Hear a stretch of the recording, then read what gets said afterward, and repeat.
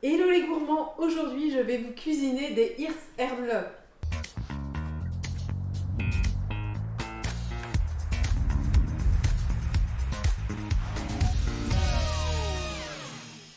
Alors c'est quoi ce mot très bizarre? Eh bien ce sont des beignets de carnaval.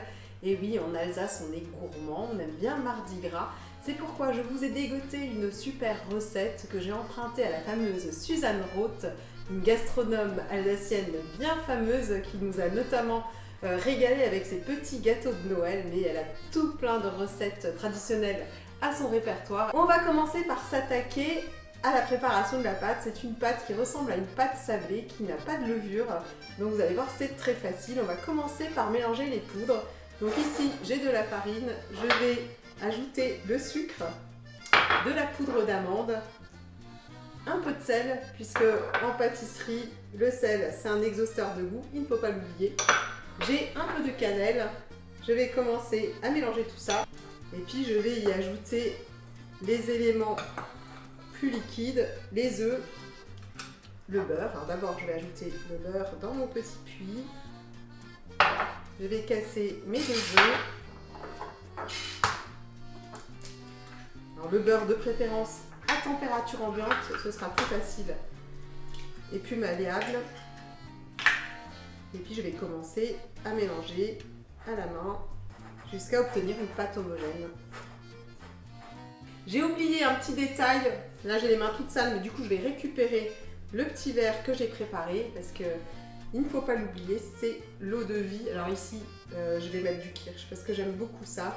Alors si votre pâte avait du mal à s'amalgamer, si elle était encore trop friable, n'hésitez pas à ajouter un peu d'eau ou un peu de lait, parce que souvent dans les recettes, eh bien, on donne un nombre d'œufs, mais d'un œuf à l'autre, le poids varie.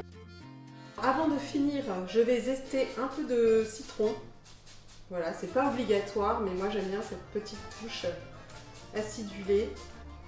Et voilà, ma pâte est quasiment prête. Ma pâte maintenant, je vais l'étaler un peu comme je le ferais si je préparais des bredelen par exemple, des petits biscuits de Noël, ou comme pour une tarte. Alors, je vais découper mes petits cœurs sur la pâte que j'ai abaissée sur environ un demi-centimètre. Voilà, pour qu'on ait quand même une belle épaisseur.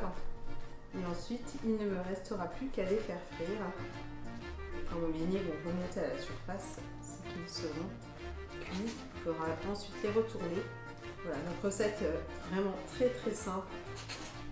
On peut très vite improviser, que tout le monde adore, les petits comme les grands enfants. Voilà les gourmands, c'est fini pour aujourd'hui. Je vous avais promis une recette facile et rapide. Je crois que j'ai tenu ma promesse. Maintenant, le plus dur reste à venir, à savoir résister à la tentation de dévorer tous ces beignets. Et oui, mais ça sent terriblement bon et j'en ai fort envie. Vite, que mes enfants rentrent de l'école, sinon c'est moi qui vais tout dévorer. J'espère que cette recette vous a plu et vous revoir tout bientôt. D'ici là, portez-vous bien, je vous fais de gros schmutz. Ciao ciao.